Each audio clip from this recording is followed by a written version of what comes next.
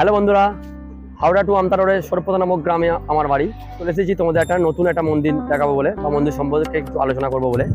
তো আমার চ্যানেল হচ্ছে কুমারতনু স্টুডিও। তো বন্ধুরা, আজকে তোমাদের দেখাবো গাজীপুর সিদ্ধেশ্বরী আশ্রমটা। চলো তোমাদের দেখাবো। আর এই দেখো, আমি বাইরের ভিউটা দেখিয়ে দিচ্ছি। এটা হচ্ছে এই আশ্রম। তো ভেতরে ঢুকবো, ভেতরে ঢুকে আর তোমাদের যাবতীয় তথ্য তোমাদের দেখাবো। চলো বন্ধুরা, দেরি না করে ভেতরে আমার সরাসরি প্রবেশ করি। আর আমার সঙ্গে এসেছে দেখো আমার দুটো ভাই, দেখাচ্ছি। এর যে বাবু আর শুভ, আমরা তিনজন এসেছি। চলো গিয়ে তোমাদের ভেতরের ভিউটা দেখাবো। তো আমরা প্রবেশ করছি একে একে। এটা হচ্ছে পূর্ব গাজীপুর মা সিদ্ধেশ্বরী আশ্রম, যেমন দেখতে পাচ্ছ লেখা আছে। তো এটাই প্রথমবার আসছি আমরা, এর আগে এখানে আসেনি, অনেকবার পাশে এসে দেখে গেছি, তো এখনো পর্যন্ত প্রবেশ করিনি। তো চারিদিকের ভিউটা দেখো, দেখছি একটা মন্দির খুব সুন্দর। চলো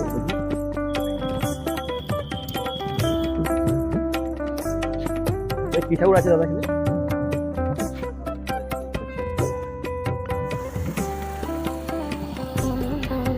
প্রথমে আমরা হাঁটতে হাঁটতে সোজা চলে যাবো ঠাকুরের দিকে। তো মন্দিরটা গাছ তোমাদের দেখাচ্ছি, দেখো অপূর্ব সুন্দর মন্দিরটা।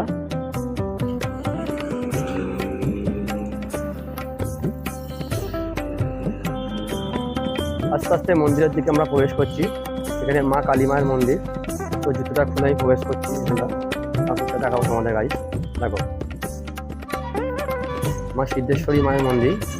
তো গাইস তোমাদের দেখালাম, দেখে নাও।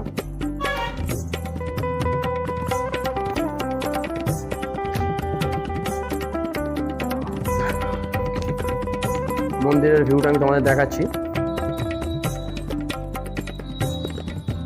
খুব সুন্দর মন্দিরটা।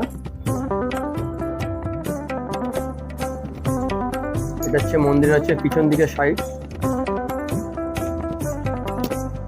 যারা ছবি তুলতে ভালোবাসো তারা অবশ্যই আসতে পারো, এখানে ছবি তোলার খুব সুন্দর জায়গা আছে।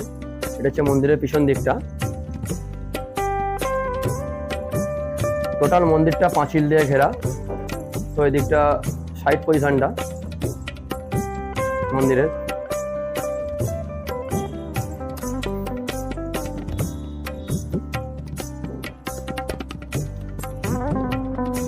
মন্দির থেকে নিচে নেমে বললাম।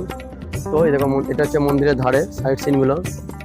তোমরা যারা বাগনানের দিকে এসছো অবশ্যই তোমরা দেখেছো। তো আমিও এদিকে এসেছি, কিন্তু ঢোকা হয়নি মন্দিরটাই, প্রথম আজ ফার্স্ট এলাম। তো এখানে একটা কি সুন্দর জিনিস তোমার দেখাবো। সেই এটা দেখে মহাভারতের কথা মনে পড়ে যায়।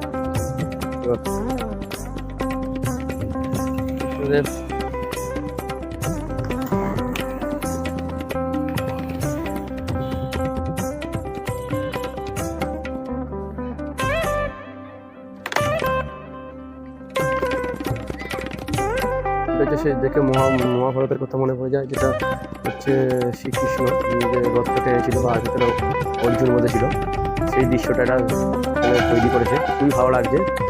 আর এটা হচ্ছে ঘাস কাটা মেশিন, ঘাস কাটছে এখানে মেশিনটা দিয়ে। তো খুবই সুন্দর পরিপূর্ণভাবে সাজিয়ে রেখেছে। আর এটা হচ্ছে একটা জলের ফোয়ারা, গাছ তোমরা দেখতে পাচ্ছ। পিছন দিকে আছি, তো সাইড দিক দিয়ে দেখাবো। তার আগে এখানে আর একটা ঠাকুরের মন্দির আছে।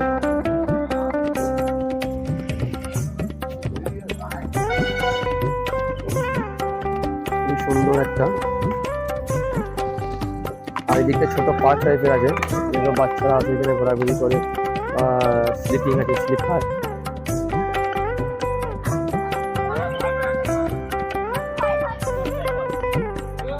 তো এই দৃশ্যটা চলে চলেছে কৃষ্ণ যে সাপের মাথায় উঠে যে বাঁশি বাজিয়েছিল, সেই দৃশ্যটা এটা তুলে ধরেছে।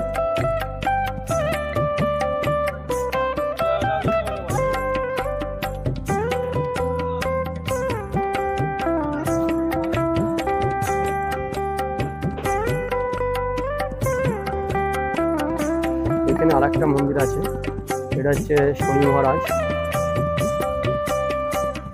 যারা শনি মহারাজের ভক্ত প্লিজ একটা লাইক করে দেবে। এখানে শনি মহারাজ।